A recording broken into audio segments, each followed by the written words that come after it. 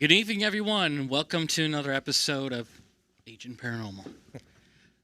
I'm your co-host, Rich. In the studio with me tonight is Pete and Kevin. Hola. And Todd, someplace behind the curtain there. He's hiding. He's going to do something. He's going to scare us or something.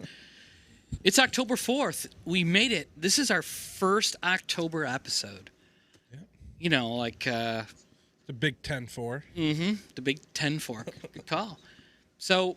You know, as a ghost hunter, paranormal investigator, what other term you'd like to use, October is the big month for us. That's when all of a sudden everybody thinks their house is haunted. Everybody wants to go on a ghost hunt. Everybody wants to see a horror movie. Hey, including me. I've already started to watch horror movies. Two of my favorite channels this time of year are AMC, and it's not because of The Walking Dead. I don't know about you guys, but I fell out of The Walking Dead years ago. I don't know what it was. It got so kind of like stagnant for me, and I just dropped off. The next thing you know, it's like 8 seasons go by. And so it's like, if I'm going to follow up and watch it, I've got to like seriously binge for like 3 months. Yep. And I'm just not going to do it. I'm just not going to. However, in October, they are doing horror movies, and they had 2 Halloween movies on the other night. Yes. One of my favorite ones was The Curse of Michael Myers. That was the first appearance of Paul Rudd. Paul Rudd. Y'all know Paul Rudd. Was he trying to date someone in there? Or? No, he played Tommy Doyle, who was the little boy in the very first Halloween movie. Yep, all growed up. Yep, all growed. All growed up. Welcome to Utica, everyone. We're all growed up here. Groaned it up. He was a little boy in that, and now he obviously much older, and then he rescues Jamie Lloyd's baby and comes face to face with Michael Myers. It was kind of a weird part for him, but I mean, he's such a big star now. But it's also kind of cool to see where he got his start. And even the credits it said introducing Paul Rudd. So yes, so I am a huge Halloween movie fan. Anything John Carpenter makes. The Fog, Halloween, all that kind of stuff. I love it, and that's probably why I also like to do the ghost hunting stuff, because it's scary. Right, guys? Scary. I absolutely love John Carpenter's Vampires movie. That just cracks me up.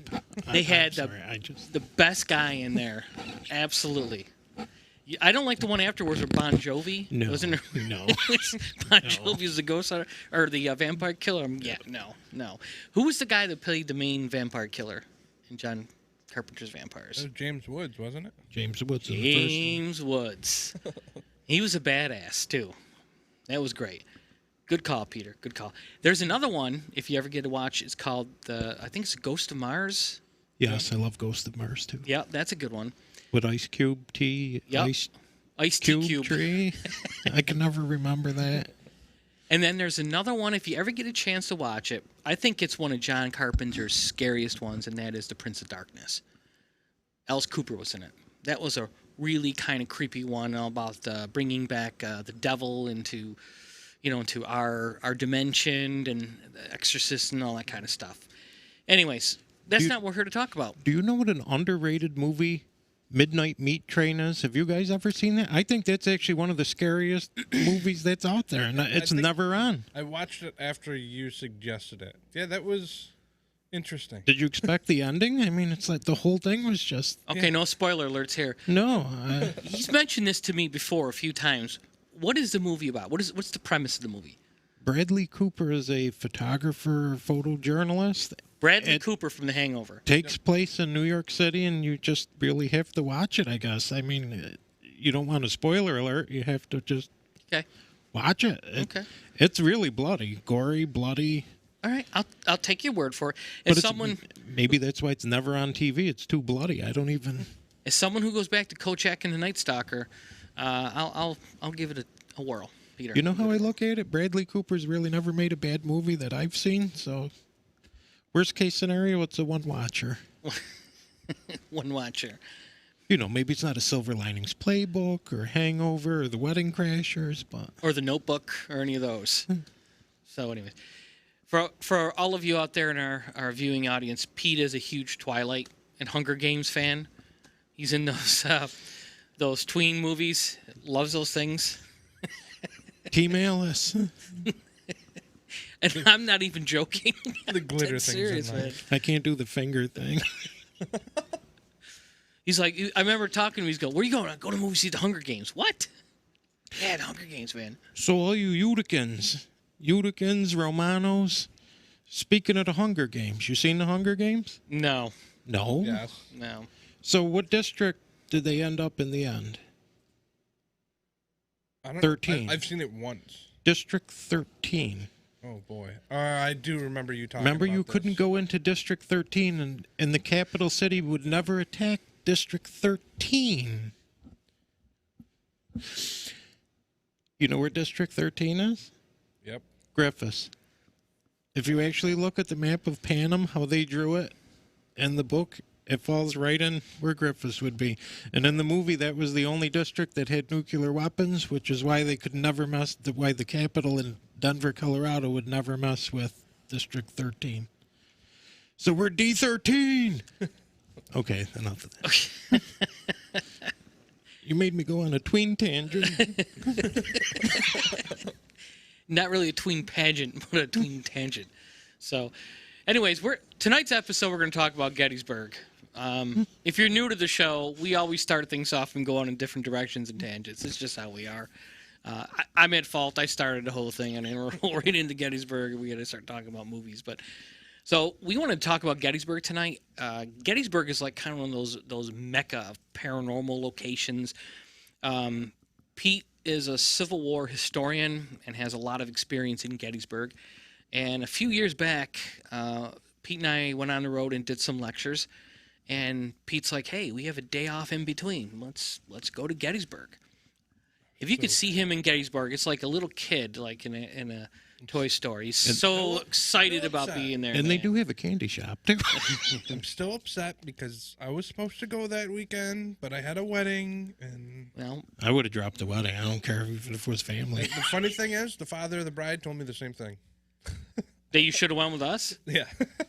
Yeah. He's the big Gettysburg buff. He's actually a reenactor, so he Oh, goes down well. there a few times a year.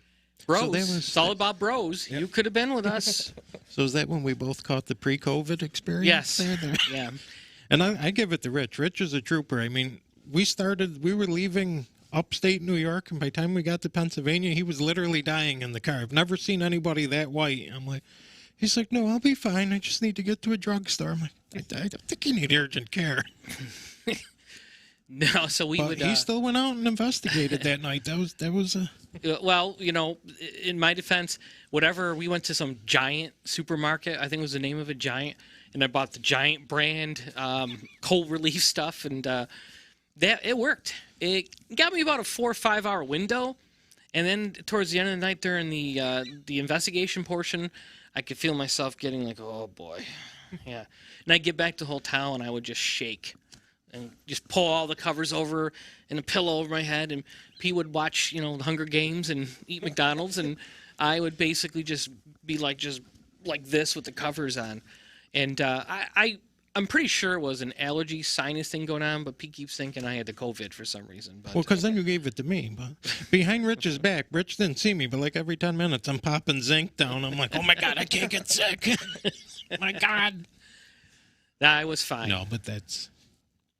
Do we want to start with that clip first, or do you want to keep that as like the grand finale? Because that's kind of a... We can a big go deal. It's whichever- however you guys want. I mean, We can go whichever way you want. If you want to talk about different spots, because I've shared with both of you guys on the battlefield, which is amazing. Hey, it's our show. We can do whatever we want. why don't we? Kevin's got the con. Whatever you want to do, man. You want to talk about like Sachs Bridge? Sex Bridge. Yeah, that one. Well, we know what this. It's made of wood. It's long. A lot And of there's people like going there in the night. Water underneath it. It's the greatest experience ever. See, I feel this is my take on Gettysburg. I feel very peaceful on the battlefield. I don't ever really encounter anything. I don't pick up energy. I don't pick up, like everybody says, it's the hauntedest place, most haunted place in the world. I don't get it. I mean, we've had stuff happen, but You made fun of me for Grode, and he just said hauntedest. And hauntedest. didn't say a The most thing? hauntedest. I gotta write these down. there you go. There's the next TV. That's the Agent Paranormal Dictionary. These are words that we are entering into the Tune in dictionary. Thursday Yeah. for Agent Paranormal, most hauntedest. The top 2 tree list.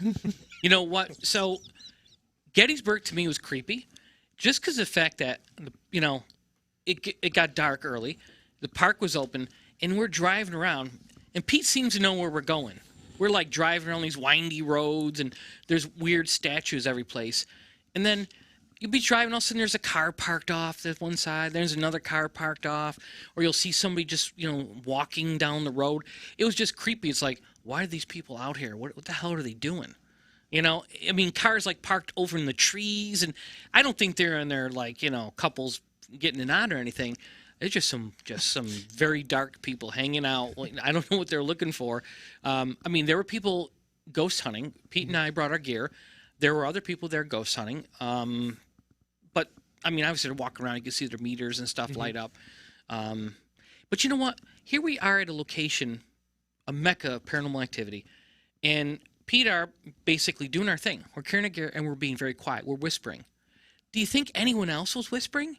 They're just talking Absolutely like, not. "Hey, Mike, go back and get my K2." I'm like, I mean, it's like, this is how you guys investigate the paranormal? People are there playing music and they're talking and they're walking up into the woods, and I'm just like, I mean, it's like we're going to do an audio session and all we're going to hear is everybody else talking. Listen to this clip. You can distinctly hear a Civil War soldier say, "Go back and get my K2." Yeah, exactly. Yes. That's amazing. K2, they had them back then? That's probably how the Union won the war. They had K2s. So it was just odd for me. I mean, Pete was just like, it was normal for Pete, but I just thought there was a lot of people there ghost hunting, and then a lot of people just kind of talking loudly, and and if you ever went an investigation with us, and you have you ever seen people talk loud in investigation and Pete loses shit? Because he will. I've seen him yell at people down the, "Shut up! Shut the hell up!" I pissed off our own team during that one investigation. There were doors slamming, cars driving away. Oh, he was just letting loose at everybody. We were doing an investigation. But that at was a home. serious. Yeah, at home, and we were listening to something come around the corner upstairs, walk around the corner towards us. And you could feel the energy coming up, and all of a sudden you hear laughing and giggling and everything and hollering downstairs, and then Pete just lost his mind. Like, just a quickie for the people. I mean, the family called us in. The family member died snowmobiling. And they're like, "We don't know how to tell you that." We're like, "We're pretty sure he's still in his room. We can hear him moving. We can see the shadows." So it was me, Rich, and Steve are upstairs, and we're watching this. Every time we threw the thermal camera on, the thermal camera shut down. The DVR system shut down. All the equipment was failing. You'd see the shadow move. You'd hear the floor creaking. And then everybody's like laughing downstairs. I'm like, "Guys, shut up. We got stuff going on. Shut up."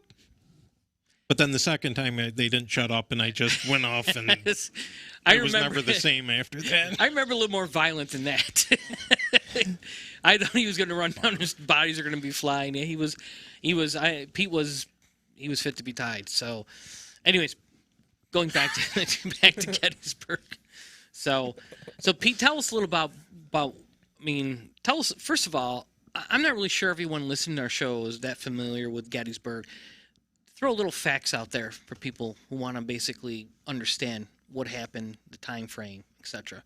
So Gettysburg took place on the 1st, 2nd, and 3rd of July, 1863. A lot of people call it the Battle of Gettysburg. A lot of historians call it the Gettysburg Campaign because it actually took place over a 15-day period. It started in Virginia with a diversionary army, and then the main army. Both were being hidden by the Blue Ridge Mountains, and then, long story short, they accidentally hit up in Gettysburg.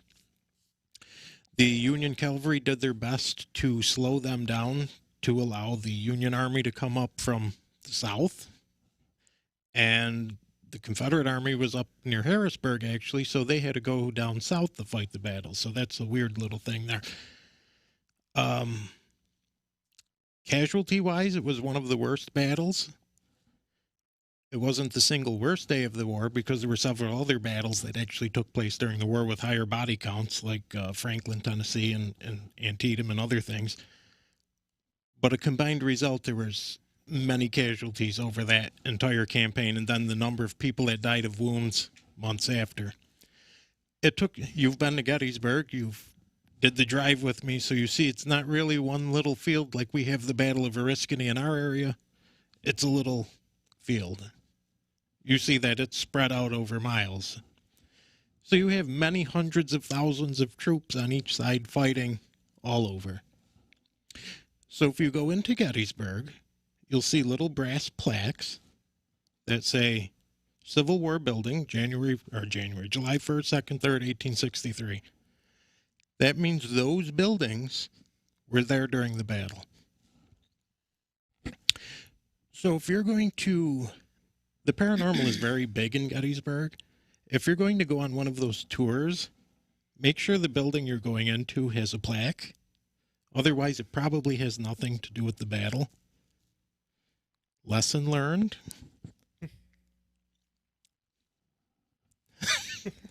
There's a little swearing there, too.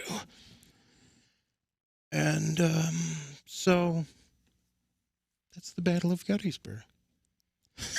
The abridged No, version. I'm giving you like a very, very small Sure. within that period, there were major engagements like the wheat field, the peach orchard, Cemetery Ridge, Seminary Ridge, Little Round Top, Big Round Top, Confederate Ave. There were quite a few skirmishes. The railroad cut, and they saw a lot of casualties. For instance, one of them in the railroad cut, which would be during the first day's battle, this line of Confederate troops didn't realize that there was an entire division of Union troops in the woods, opened up on them, and they, like 98% casualties, they just mowed them right down in one shot. The commander was Everson, so it's called Everson's Pits because that's where they were buried. They just buried literally an entire regiment right in one spot. So we investigated Devil's Den. Why is it called Devil's Den? Because of the carnage, right? The carnage. Devil's Den. It's actually named after a rattlesnake. There was a very large rattlesnake that lived there, and they named the rattlesnake Devil. So it had actually nothing to do with the battle. It was about the rattlesnake. Long yes. before the battle, that actually was named. And also before that, there was actually a very large Native American battle on the battlefield there. If you're going to investigate in the park, I should say they frown upon it. You don't really need a permit per se, but you can only investigate during the hours the park is open. So this time of year, it's great because the sun goes down at 6 and the park closes at 10, so you could get 3 hours of dark investigating in. Be very careful because I just told you Devil's Den was named after a rattlesnake. There are many of them around Round Top. Be very careful where you start walking off of paths. You might become another victim of the battle. Sachs Bridge, Kevin mentioned it. That's sort of like, I'll use your term, that's the fraternity house for Gettysburg. That's where everybody goes and hangs out. Supposedly that's where they were using that as a makeshift hospital for the Confederates. There's all types of stories related to it where they were executing Confederates there, and I don't think that part's true. I would buy the hospital more so. Some of the claims are that the bridge, if you're on it, you can actually feel the horses thumping. Did you get any When feelings we were on the there? bridge? Or No, the only thing I felt was the horses of the massive, like 15 people that got dropped off and came running on the bridge while we were there investigating. so is that you can feel it swaying, but I don't think that has It anything to wasn't do swaying, with. it was just the Well, yeah. stomping of their feet coming across. But it was also pouring rain that night when we went. And again, that's just like one of the nighttime things. I hate to say they go there, they drink there, they party there. Like was it with our group? We had the Frank's box going, and then before I knew it, we had like 40 people Oh, yeah. around us. That Like, was it. who the hell are you people? Like, We're running a session, and all of a sudden, just like this car pulls up, a mass of people get out, and then the car drives away, and these people just start coming onto the bridge, and they're staying down at the other end, and we're doing the session, and next thing we know, they're all around us and just watching us do the session. it's like, cool, we're doing our own Gettysburg investigation. With a Should've- bunch of strangers. Should have charged. Yeah. But again, that's a place I don't feel anything. I mean, you can feel, even during the day, you can feel the bridge sway. I don't know if that's because of the river under it and it's caused by some kind of wind current or. I found it very peaceful. We were there during the day. It was sunny. So The only thing I it can. it was a peaceful place. The only story I can relate was when my dad first took me there early 90s the first time. We were in the peach orchard, which is right on the main road there. Mm-hmm. Forgive me, my mind today with some other stuff going on. Maybe it's Route 15 or whatever it is, but that's the road that goes towards Maryland. So we're in the peach orchard, taking pictures.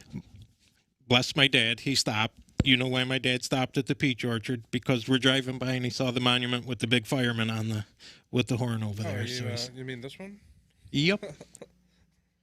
So we're there, we're walking through the field, we're taking pictures, and all of a sudden, everything went silent. Like, I couldn't hear anything. So you see cars and buses going by, no sound, no birds, no wind. Like, dare I say it, if I were deaf, that's probably what I would think deaf would. There was literally no sound. Why do you think You can was see that? people talking, but there's no. It may have a scientific explanation for this, and we talk about paranormal and weird things. There's something called acoustic shadowing. I don't know if that's a term you've ever heard. No. Physics explains that it's usually one of three things. It's the weather, like extreme heat, natural barriers, mountains, rocks, stuff like that, and air pressure. So when we went, it was April, so that would be, heat wouldn't have been Yeah. an issue. During the Civil War, there are several reported incidents of acoustic shadowing. So on July 2nd, actually during the battle at the Peach Orchard, they didn't know that General Sickles and his men were actually in trouble because they used to go by the old theory, the battle is where you can hear it. But they couldn't hear the battle. So there's all types of cannon and rifle fire going off, but the troops that were a mile away couldn't hear the battle that was happening there. Now, the third day during Pickett's charge, they had hundreds of cannons opened up on the Union line. A lot of them, even the veterans on the field, said they didn't hear the cannons going off. You could see the flashes, you see things blowing up. They said blood was running out of their ears, but 100 miles away, windows are being blown out from the concussion. People in Washington are hearing the battle, but they're literally on the battlefield and can't hear. Weird. So did I experience a little piece of the Peach Orchard battle, the acoustic shadowing, or is that just something that happens in that area? Very weird. I don't. Strange. That was one of the weird Definitely strange. things for me. Then we had a strange event, but I'm going to call ours even stranger than that. Which one was that? Was that this event here? Yes. They don't have any freaking bathrooms on the battlefield. That was not from the bathroom. That was when you were being chased by a firefly. A firefly? A firefly. I hate One of the bugs. venomous ones, or just? I hate bugs. You should have been there the year before. I went to go drink iced tea, and this large bug went in my mouth just as I was like, I spit that iced tea all over Candy's. I thought she was going to punch me in the face. It's like rolling down the windshield. So let's give people a little tester clip here. Do you have the ones from the military shop? So it would be the lady and the hello. Those weren't on there. I put them in the file there. No, the only one that I have your Long Street one. Yes, there should have been one other one there. The only other one was the Hulbert House one. That's not the Halbert House. Yeah. You put Hulbert House in there, so I think you dropped the wrong file. Did it say hello? No, this was the Deliverance. You want to talk about Long Street? All right, well, the lady really wasn't related to that. How about you talk about No, our... I could talk about that. No, let's go back. 'Cause that'll lead let's to- talk about our incident of our residual What's a residual? when we heard the music. Heard music? So, I'm going to show this again just for Pete. as we mentioned, I gotta get like some kind of medicine tonight. I'm really stuffed up. My sinuses are killing me with the cold now. So With the COVID or the cold? the cold. So there's a part of the battlefield that people probably don't know about because you got to go literally nowhere to find it. It's the East Calvary battlefield. I didn't And know it's got until the- Pete dragged us there. And it's got the monuments and the thing once you find it. And it's as far out as you can be. And our lovely friends in Gettysburg there took me when I was out there on that investigation the year before. Showed me that spot. I mean, it's a spot I knew about from studying the battle, but it's one of those, it's so far out I never really wanted to drive to it. It's like, so it's a torrential downpour. We were in like, what, 2 cars? Yeah. I stopped at the one monument, and it's basically trees. It's like cut maybe 400 feet, and there's like 2 monuments in that open field. It was basically like a football field that was the lines for the out of bounds was just pine trees all the way down and at the end. It was really weird. Okay. So I jumped out of the car in the torrential downpour, and I went over to the monument, and I'm standing in front of the monument, and I can hear people talking in the woods. So it's like, why are people in the woods talking in a torrential downpour? Moreover, why am I standing there in a torrential downpour? But something told me get out of. So then someone else got out of the car, and they're like, "What's going on, Pete?" And I'm like, and then I'm like, "You hear them?" And they're like, "Yeah." So we started walking towards the voice. The voice started walking a little further away. We'd get closer, it would walk, and then I think everybody or most of us joined. Yeah, we all got out. And like the closer you would get to this talking, you couldn't understand the talking or whatever it was, or music or whatever we decided to call it. You could hear it and it would move. You'd get closer, it would move. And it's, what is this? And for what distance? The closest house was at least 2 miles away. Yeah, it was a farmhouse. Like, I mean, we're talking open fields, trees. And I doubt that music would have traveled during a torrential downpour, but. But the further we got out, the deeper the puddle started getting, and we're like, yeah, I'm not that dedicated. So what did it sound like? I mean, To me, voices it sounded talking? like people were talking, but there was also some kind of a music. There was something playing, and I don't know. Like something modern, like electric guitar, It or wasn't modern. something that would be representative of the 1800s? Like, It was I sort of like, wouldn't Richard, yeah, and we're going to go to like you could hear like humans, but not. You couldn't decipher what was being said, but at the same time, I want to say it was modern only because it seemed systematic. It had a pattern to it. well, most of, if you go on YouTube and you, Gettysburg Ghosts, just type that in or something along those lines. Mm-hmm. There are videos on there. I don't know if they're legit or what. I mean, but there's a lot of videos on there. And I watched a few of those, and my interpretation of what I saw was that I went with the premise that it's real, that people just film this. They happened to be in the right place at the right time, and they film these things, like the soldiers walking in the battlefield, stuff like that. And it seems to me that everything happens in Gettysburg is almost residual, where there is so much emotion and death and body fluids in the ground. All those things factor together to have some kind of memory trapped there. So the things that people are seeing, like just recently, was it New York Times or New York Post had a video, I saw it on Facebook, showing, is this really ghosts on Gettysburg? And it was just that. It looked like soldiers, they're sort of, you could see through them, somewhat transparent, walking down like the side of a road or something. So everything to me in Gettysburg is residual. Even the experience I think that Pete and I had. And that's where we were driving through. That's where I mentioned the peach orchard. That video that you were watching that you shared with us, that was in that vicinity of the cornfields there, and the peach trees. Gotcha. Okay. So remember when we were driving through that little strip with the corn or whatever that was, wheat or what the hell ever they were growing was really hot. That's where that was filmed. Well, it crossed the road. And we do have a video clip that Maeve actually took when we were out of the cars, trying to listen to whatever the heck this is. I mean, we can try and listen to it. I can't hear the music.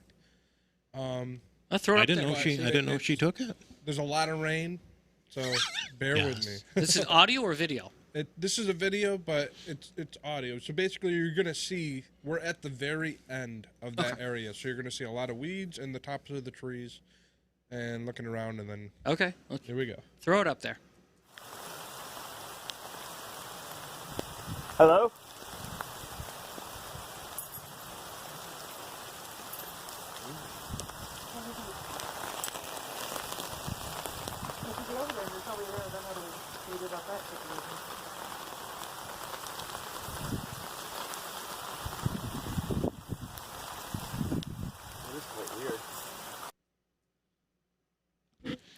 I thought I might have very faintly in one spot.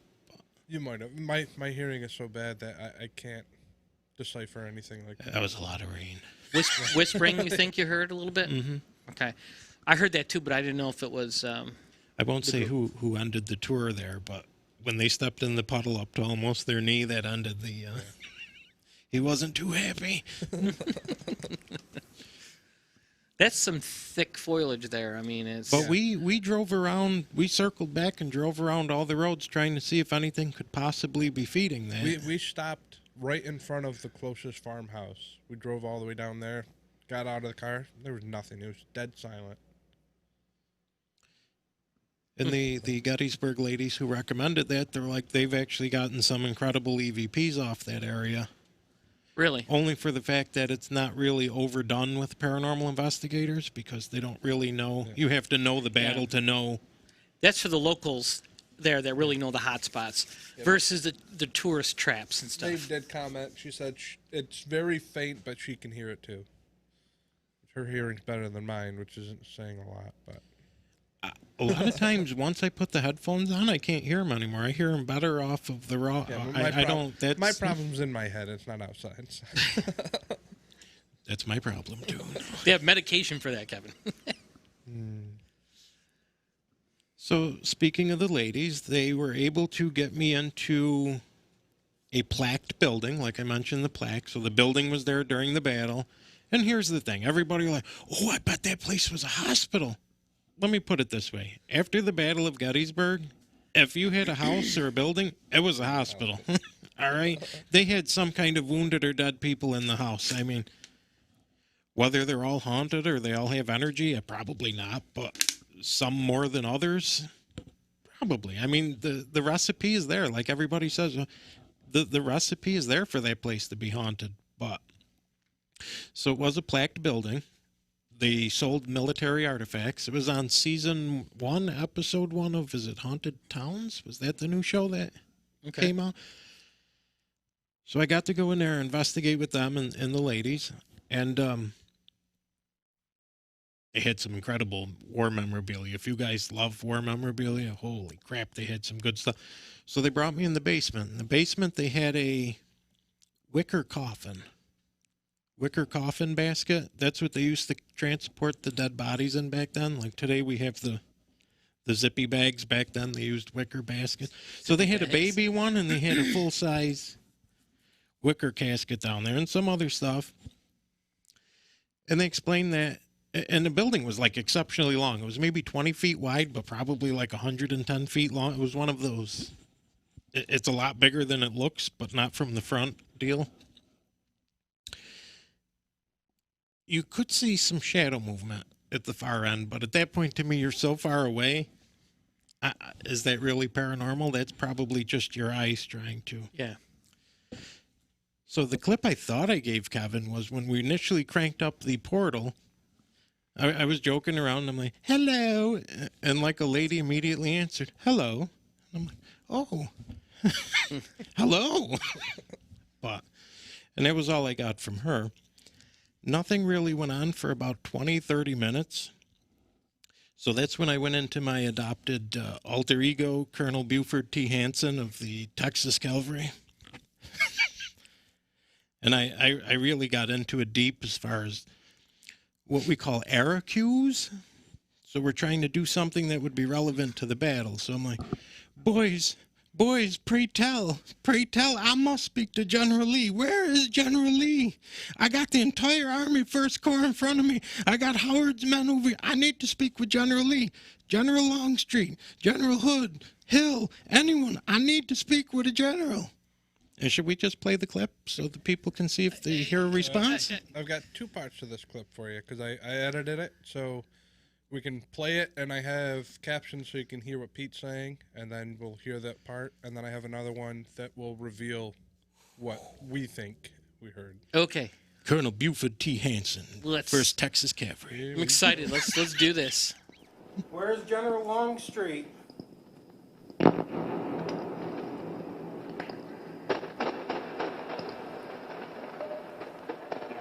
The Yanks are coming. I must speak with General Lee. Where is he? Did you hear it? I heard something. You want to play it again before we reveal what it is? Or? Yeah, do it again. Here we go. Where's General Longstreet?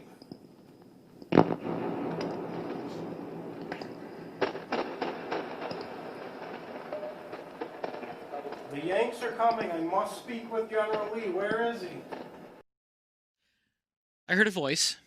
I can't tell you what it said, but I heard a voice. All right. Let's play the rest of it. Okay. Where's General Longstreet? The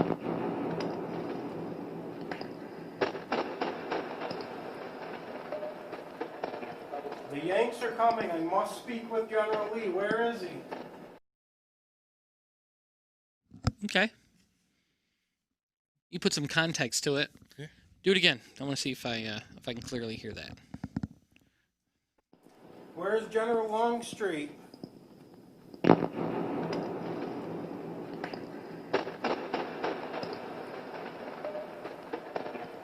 Yanks are coming. I must speak with General Lee. Yeah, I heard it that time.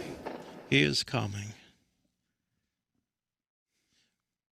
That's what I call a good EVP. I mean, I wish it was a lot louder, but yeah, it's like, where's General Lee? He's coming. You can use he's coming. You can use Audacity, which is a free software. That's what we used to use. You can trim audio clips. You can amplify them. You can take I probably noise out of that it a little bit more in my programs, but I thought it was decent enough that. Yeah. See, like, I like that as a paranormal investigator as a clip because it's not like, where's General Lee? Pineapple. Like, like the response had nothing to do with what you're. It's like, where's General Lee? He's coming. All right, that's pretty good. That's intelligent. Yeah, and going back to what I said I think a lot of it's residual, but every once in a while we get something that's has some intelligence behind it. Why do you think that is? Why would I mean, this has always sort of baffled me. Like, of all the people that died there, so many of them probably moved on, and so many of them are still possibly there. intelligent, and the residual is just. I think the residual is just a ghost. It's just a trapped memory that just goes on and on, without any physical, without an intelligent spirit to back it up. But it's just always. It's just always interested me why some stay, some leave, and why are some trapped there, Like, I won't regurgitate a lot of the stories that are out there. You can find them everywhere. But, like, I did talk to, when my dad and I went back in the 90s, the one guy did tell us a story, one of the rangers, which they usually don't. If you know anything about the Park Service, they usually don't. But then this was later confirmed because similar stuff happened when they were filming the movie Gettysburg out on the battlefield, where the actors were camping out right on the battlefield. Well, the ranger had said there were a couple reenactors that were just walking about on the battlefield, and they said out of nowhere these three guys ran up to him in Confederate uniforms, handed him a handful of wrapped ammunition, and said, "Here, you're going to need these." They ran, and when they turned, they were gone. So now they're holding like 5 or 6 cartridges. Like, where did these cut? Like, they couldn't find the people. They couldn't find, and there's a lot of stories like that. Something like that again resurfaced during the movie Gettysburg. I think Stephen Lang may have been the one where he said some officer walked up to him one night while they were all out after the shoot or something. I don't remember the thing. It's been a while since I read it, but they're like, "Who is this guy?" And then it like disappeared, and they're like, "That may have been a real like Confederate officer." Like, so I mean, there are Yeah. What brings them out? I don't know. I guess in something like that, the ERA-Q would do it, and that's ERA space CUE. Because I know you're probably not understanding what I'm saying over here, but maybe seeing all the tents up, maybe seeing all these reenactors in full gear, they're like, "Oh, let me go attach with this unit," or let me. I don't. It's almost like I don't know. They're looking for their comrades, and then you do the reenactment, and they come running out, like they have something they still have to do. They have to complete something before they can move on, if you will. So I mean to me, when we drove around the place, it was just eerie and creepy. Period. I mean, just the roads and then those weird statues, and you're driving through very narrow roads where there's tall trees around you, and you just get kind of an awkward feeling that you're being watched. You know what I mean? As you drive around, that something or somebody's watching you all the time. We had that moment too. I forgot where we were stopped, and all of a sudden we heard like fife music or some kind of music was being played, and I looked at Rich and I'm like, "There's a guy standing up on the hill playing music." I'm like, "If that's not a reenactor," I'm like, "Holy crap!" But then like his son ran up to him. I'm like, Yeah. Yeah, I remember that. Because it's like out of nowhere. It's like, where the hell did this guy come from? Like, so I think that feeds maybe a lot of what's still going on.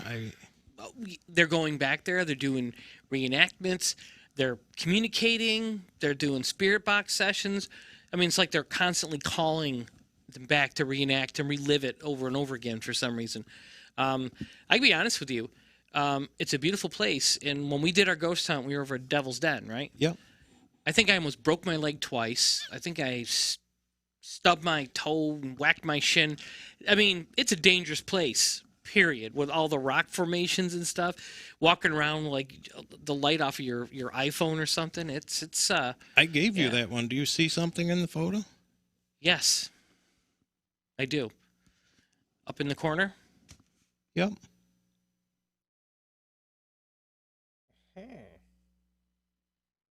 It was a little mist. That's why I shared that one with you. I don't know what that was. I just thought it was a nice picture of the rocks at Devil's Den. Yeah, it is a nice Surprise! picture. Evidence. I mean, it could be the sun reflecting off the swamp gas. I mean, I don't know. Swamp gas. It looks like a weather balloon to me. It could be. Could be a blimp. The sun reflecting off of my shiny head. I don't. So what else went on in Gettysburg? We had that. We had where I almost died walking up to Pennsylvania Memorial. I mean, there was just. Oh, well, I actually have a video clip from Pennsylvania Memorial, so if we want to watch that quick. Yeah, let's Ready? do it. Here we go. Oh my God. Who the hell would build stairs like this? Jesus Christ.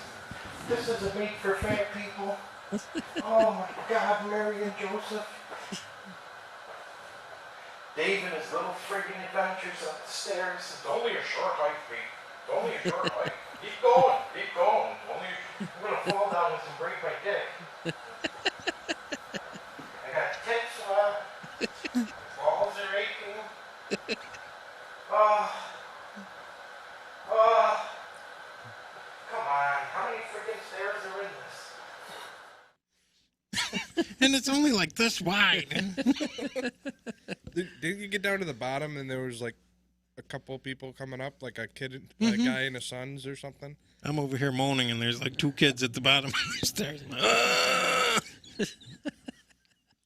But you see, I don't even think it's open now because this is the stupidity we've come to in life. They had to close it because somebody fell off the friggin' monument a few months ago. Really? The top. Oh. Like, are you that stupid? Like, do you not I mean, It's not easy when you're to get up. 100 feet in the air. And it's not that easy to get over the edge. No, look that one up. Somebody fell off the friggin' Pennsylvania Memorial. They didn't die, thank God. I don't know how they missed all the marble. But thank God they didn't. God. And it's like you get up there, too. They don't even have a sign because when it was built in the 1890s, people weren't stupid. They realized, I'm not going to climb up and just stand on the edge. And, oh, there's the Battle of Gettysburg. That is true. They make a valid point. I mean, we're supposed to be so much more intelligent than our ancestors, right, as we've developed. But we got more signs telling us what to do, not to do. And it's interesting because I was driving here down the parkway. There was a sign that said, hold on to your change. Don't give it to the panhandlers. I'm like, I've never seen a sign like that before. It said, keep it and give it to a charity. So they must be having a panhandling problem down that area. You never seen the panhandler standing next to the sign that says no panhandling? No. Right in front of the McDonald's over there. Well, there's a sign now that says keep your change, because everybody must have given him the change. But I mean, why? You got to put up a sign to tell people not to do something. You don't know the situation of the guy. He might be on very, very hard times, and he might just be scamming people. But now we have a sign to warn people. We have signs for everything. Don't fall here. Don't step in that. We're supposed to be more intelligent, yet we keep doing stupid things and have to put more signs up. It's like the warning label on peanuts that say may contain peanuts. Like, or going back to where there was a woman, right, who dumped the McDonald's coffee in her lap and sued him for millions of dollars, and they had to put a warning on there: hot. Be careful. Coffee was hot. It kills me, man. It just kills me. And I know you didn't go up to the top of the memorial, but when you're up there, there's all bronze plaques, and that's why it was built. It's like Wheatfield, 1/2 mile, Little Round Top, 1 mile, Confederate Ave, 4 miles, Eternal Light Memorial, 5 mile, and you can see pretty much the whole panorama of the battlefield up there. Yeah, this shot is actually from on top of Pennsylvania. I thought that's where. So you can get a good vantage point up there. I mean, that's absolutely. We got to go back. I love going there. There's 2 places in the world that relax me more than anything else: Gettysburg and Las Vegas. Both of them have nothing to do with each other, but nothing to do with each other. Ghost walks. And it's like there's a mafia out there, too, with the ghosts. You don't even get involved with the ghost crap going on out there. I mean, like the drama and the mob. I mean, people sue people. People threaten to kill people. They shut businesses down. Holy crap, don't let them know you're in a group if you go down there. Just go do your thing. If you want to walk through here, you have to get rid of your colors. You gotta. I think that movie, The Warriors, where they're trying to get home, and they came to this one thing, and they're like, you can pass, but you have to drop your colors, which means they had to take off their vests. We should get vests. And like every other building, there's a different tour group. And so you pick this tour group, and the other ones, I'll remember you walking down the strip. They take pictures of you, and they got a big thing. This guy. So you stay in that guy. hotel, huh? So a little controversy here. I mean, I don't know how well versed you guys are. Either of you familiar with Jenny Wade? Jenny Wade. The Jenny Wade house. Mm-mm. Okay, there she is. So she was the only civilian killed during the Battle of Gettysburg. She was killed while making bread. Are you stupid? I'm sorry. Like, who makes... I almost swore there. Who makes bread during a friggin' battle? Well, didn't they say she was making bread for soldiers? Who would make bread during a battle? Is that the door where the bullet holes That's went the through? door. I think, yeah, the top pane on the left. Okay, so let me put this in 2 perspective shots on the door. for people who may been to Gettysburg. So Kevin and Maeve stayed at the Farnsworth house. Oh, yeah. Okay, so that's in line of the Jenny Wade house. Yep. Right next door and actually on the property of the Hotel 1863, the Jenny Wade house is right there. Mhm. So there was nothing near Jenny Wade's house. So you were at the Farnsworth house, you could see the Jenny Wade house. Behind Jenny Wade's house, you'd see the Gettysburg Cemetery. So first day's battle, the entire Union First Corps is forming on Cemetery Ridge, which is right behind her house. So when the Union lines broke and they pushed them through, and yes, there's the Cemetery Ridge line. So when the troops broke, the Union troops, and they flooded through town trying to get out and trying to get up to Cemetery Hill with the main body of the Union Army, civilians were mixed in with that whole group. Everybody was just trying to get out of the way of the Confederate Army, which was now pushing them through town. So years back, there was a place called the House of Bender, which was in the town square there. I think it's a clock store or something was there at this point. But they had all types of sharpshooters up in the upper floors firing and trying to pick people off on Cemetery Ridge. They had people in the Farnsworth house, sharpshooters trying to pick people up. This lady is in a house making bread in direct line of fire of the entire Union First Corps.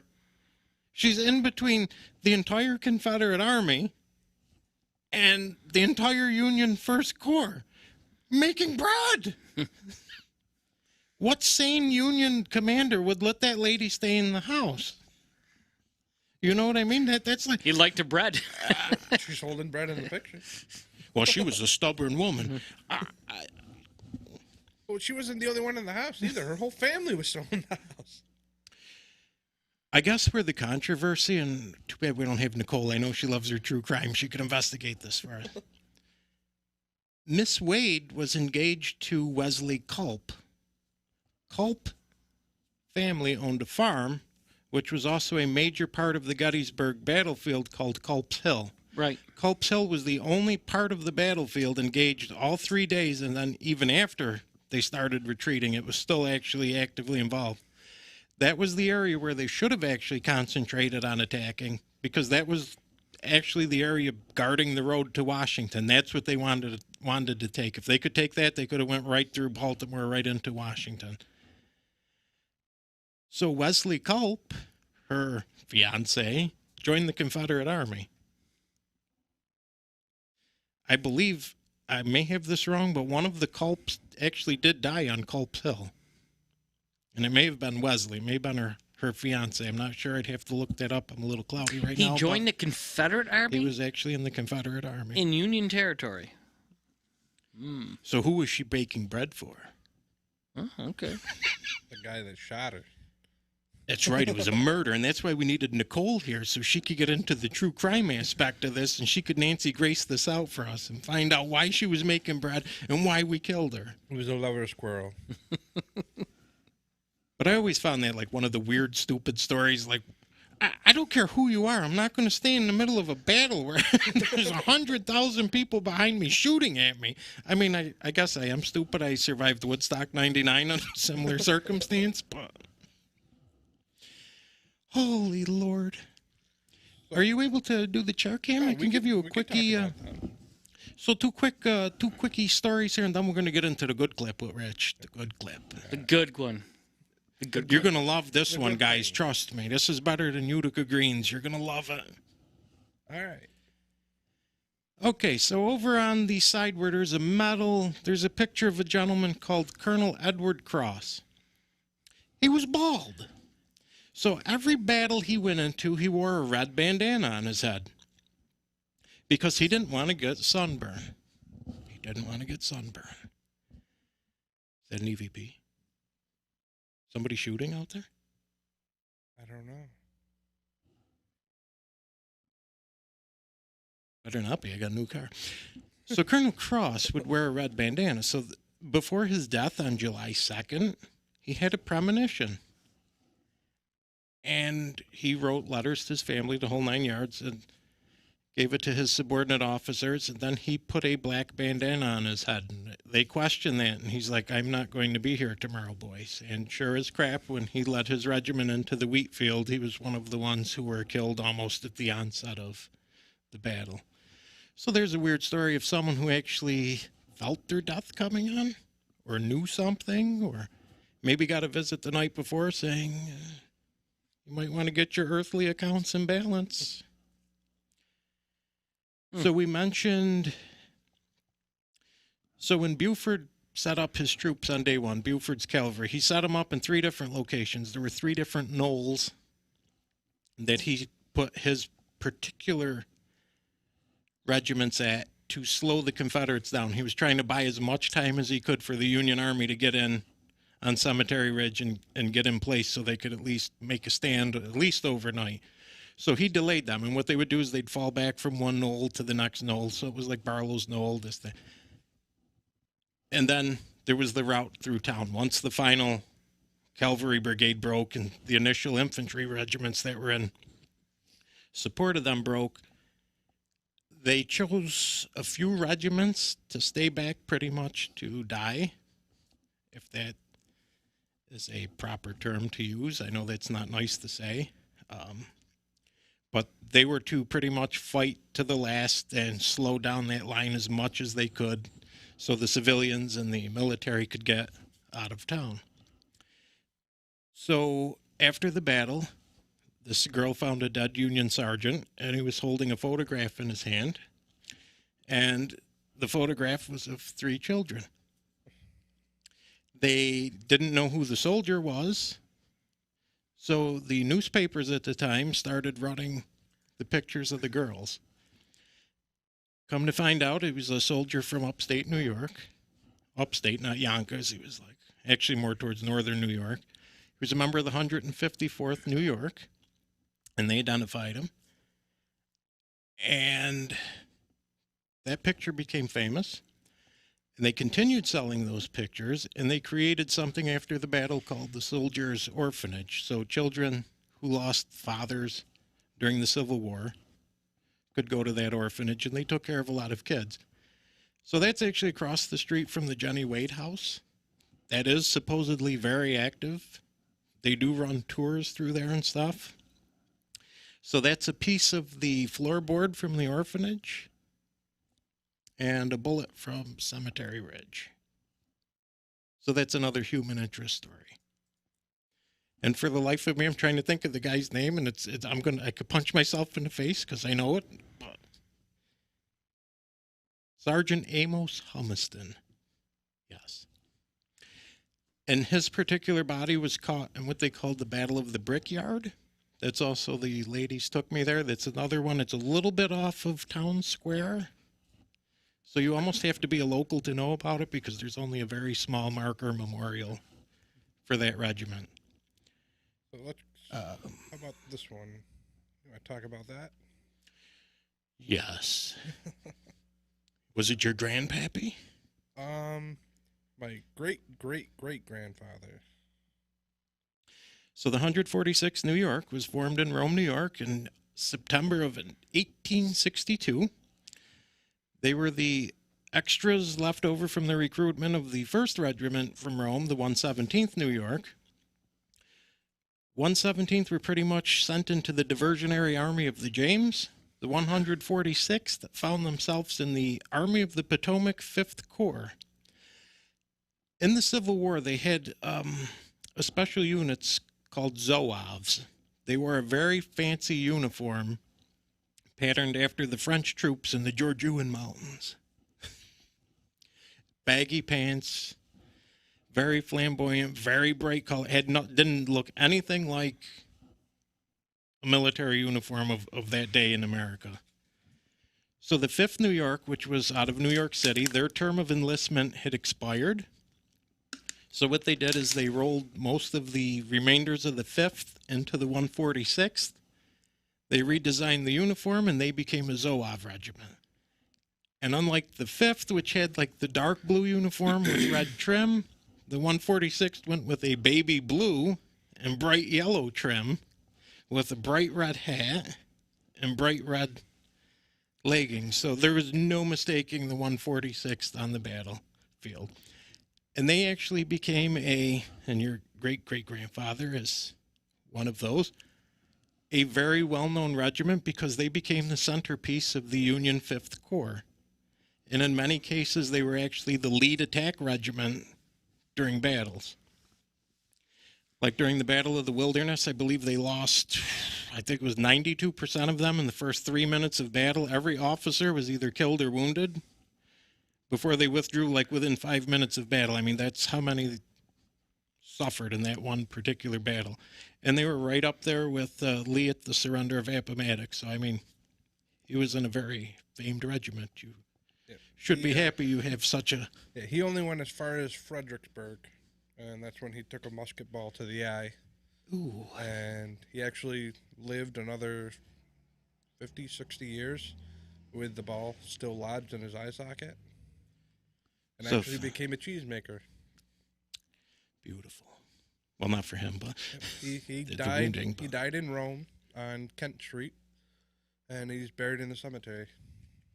guaranteed you talk to any real Civil War historians, the minute you say 146, they'll be like, oh my God. Do you have too bad you didn't have the uniform. There's a... No, I think that's long gone. So, buttons, 4 minutes, that all we have left? So Rich and I were in Devil's Den. Rich was surviving the pre-effects of COVID-14 before it became 19. We were trying out their beautiful new camera in the night vision. So Rich was doing his thing. And something happened. So we're going to go ahead and play that clip right now. Let's hear it. Hear that? Check audio. Sound like a shot. Fired.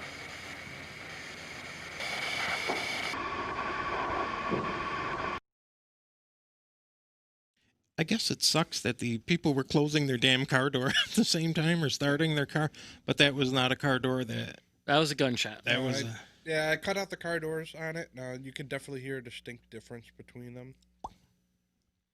So to put that in perspective, where Rich is standing, behind him would be towards Spangler Spring.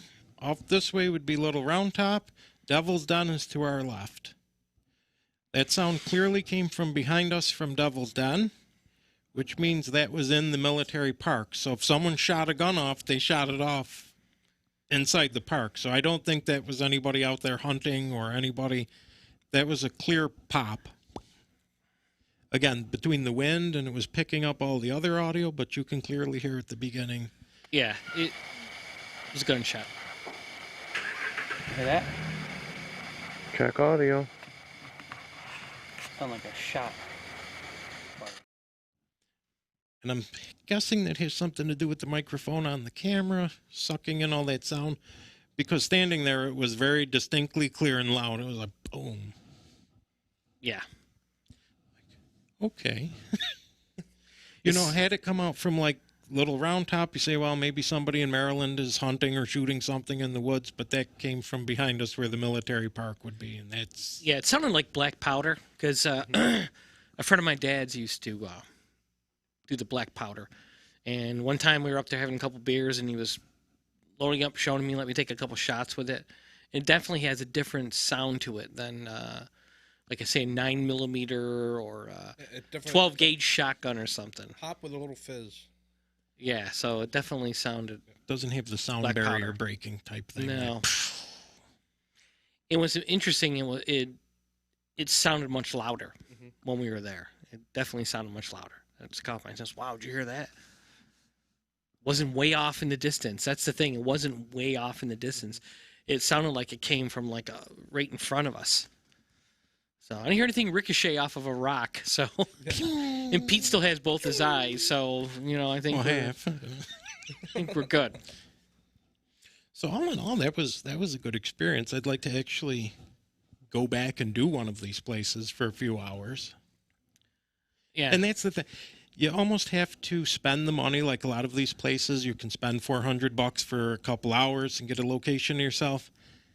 Because like Rich said, we were on Devil's Den. If you listen to the 40 minutes of that audio, you can hear the 30 college girls that were giggling up in the thing doing some kind of seance in the rock crevice. Yeah. There's just people coming in and out. Yeah.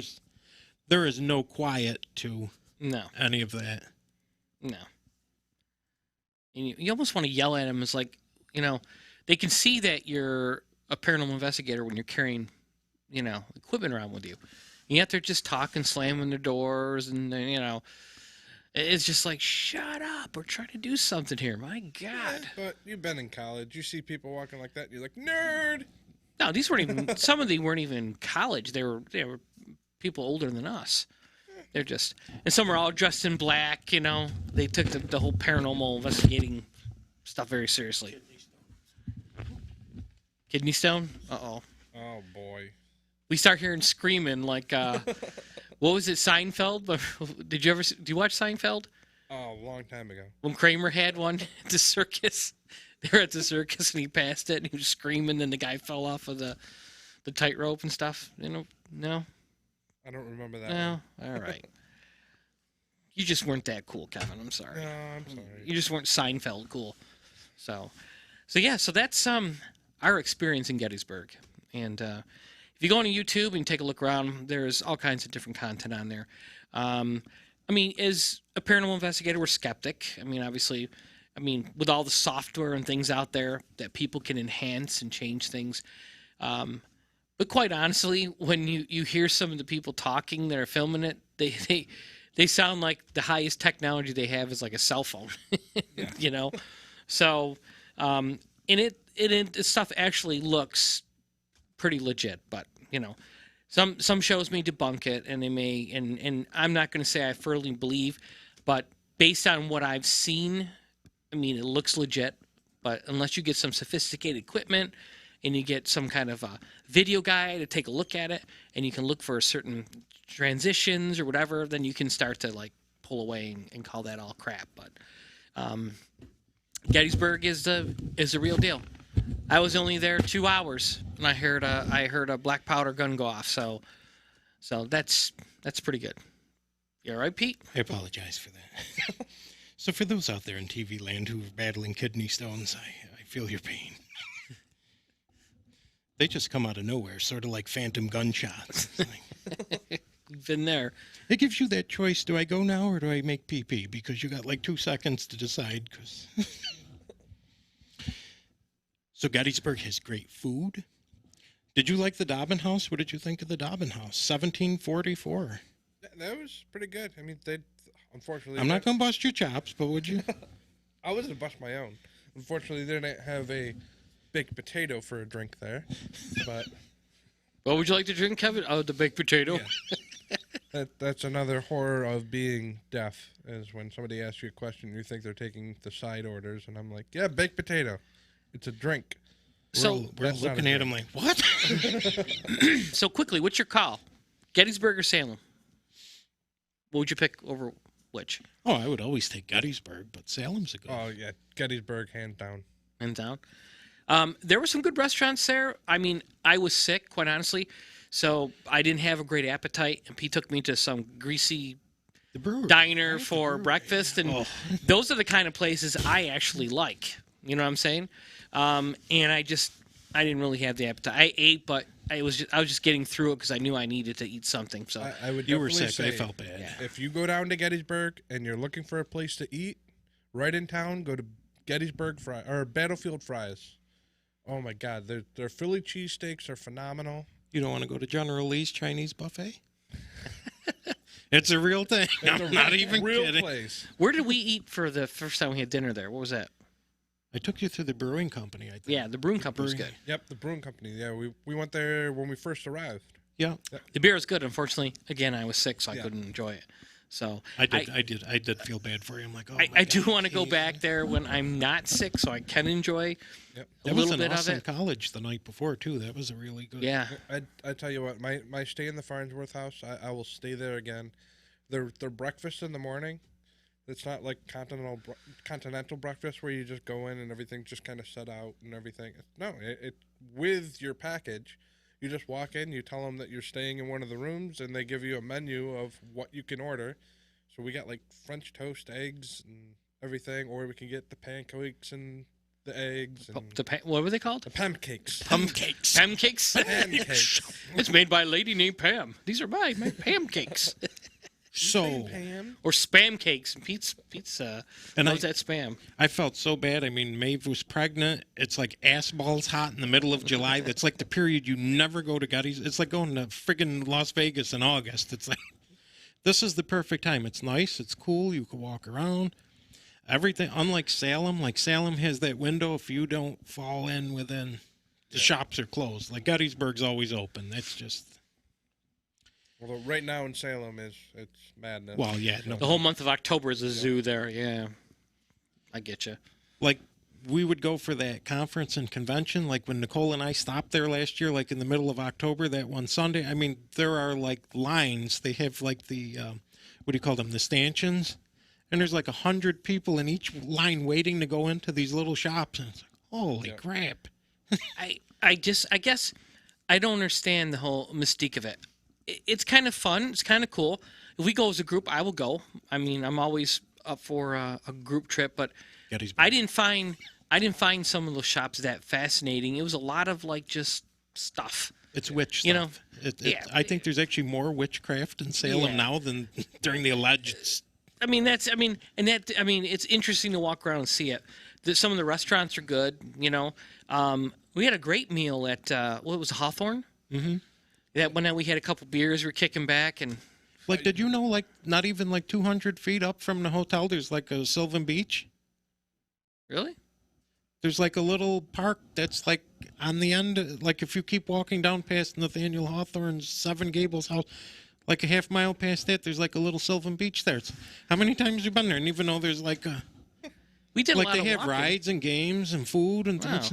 We did a lot of walking looking for this donut shop. I remember that. Actually, I think if you just kept going, that's where you would It find probably them. was. There was some old lady. You want some donuts? So for the ladies at home, you know, you think, oh, Gettysburg's boring as shit. There are outlet malls. You're 30 minutes away from Lancaster, which has even more outlet malls. You're near Intercourse, Pennsylvania, where you can stop and take the famed Intercourse picture. They have the brewing company in Gettysburg. They have all these little diverse shops. I mean, it's actually building up quite nicely. I mean, so there's something to do. If you're into the antiquing, I mean, there's things to do. You could always go take a ride on the reading if you're one of the train people. Okay, Sheldon Cooper. So cool. So we Gettysburg, we did it, and we'll be doing it again. I mean, it Hopefully, was- getting more evidence in a future excursion here. Honestly, we are very active. We like to take trips. We like to go investigate the places, but with COVID, that kind of put the kibosh on it. So That's why tonight's kind of a reminiscent night. yes, we're going back, old school, basically reminiscent of our high school prom.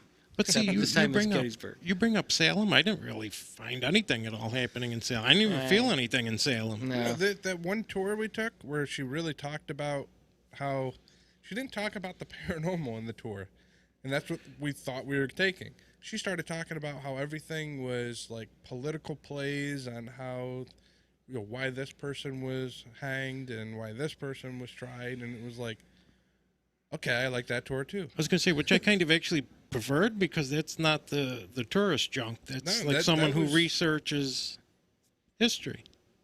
The only thing I'm ever going to remember about Salem, forgive me, Rich, is how we almost killed John Zaffis. That's really all I'm ever going to remember. Yeah, right at That and something I Giles can't Corey talk Cemetery about. there. Yeah. That and something else we can't talk about on the air. But don't go to the Salem Witch Museum. I think we ruined that for everyone. We did. Well, I think we should cut that off before Pete goes too far. No, Yeah, I'm yeah. not going anywhere. But We'll talk about Salem in another episode a little bit more. beautiful tea shop. Beautiful tea shop. Tea and crumpets. So Someday we'll get to eat at Finn's because we used to go with somebody who couldn't spend more than $4 on a dinner. That chicken parmesan is $23.50. I've got some crackers in the car. Okay. I got a can of tuna. And they have free water in the hotel lobby. Oh God. So I think on that note, I think we're going to end our episode for tonight. I know. What? We're not going in hour and 45 minutes? What? You guys want to investigate with us. If you want to be with us.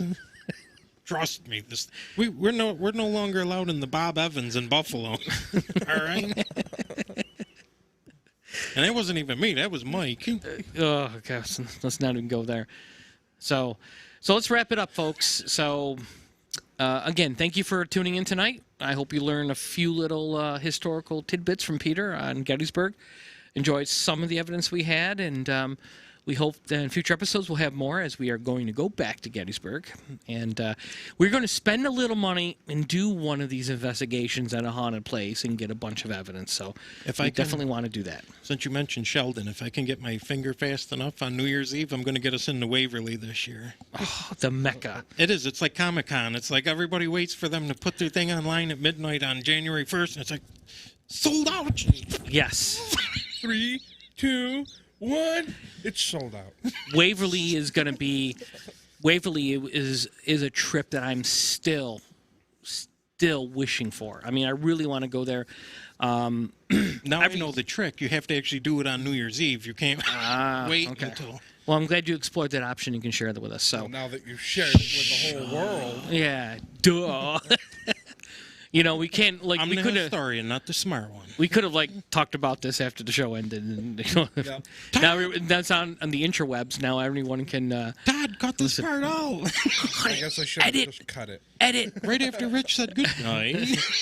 So with that, I am going to say good night. So thank you for tuning in to another episode of Agent Paranormal. Please follow us on Facebook and like our page, Agent Paranormal. Also Disruption Network, where we are doing the show at. We look forward to seeing you in future episodes, and we're going to be tuning in every 2 weeks. If you got any requests, anything you want us to talk about on the show, or if you would like to be a guest on the show, if you have a case that you'd like to discuss, we're here to help as well. So please reach out to us. You can find us on Facebook at Agent Paranormal. And with that, Don't forget, if you're looking for ad time too, reach out to Disruption Network. They'll be more than glad to put your ad up here for any kind of business you have. Because we may or may not have a paranormal blend of coffee. maybe, maybe not. And one quick thing, if your place is haunted AF, give us a call. With that, we're going to end the show. Thank you so much. For myself, Peter, Todd, who's behind the curtain, and Kevin behind the control panel, engineering the show. Thank you, everyone. Have a very safe week, and we'll see you in 2.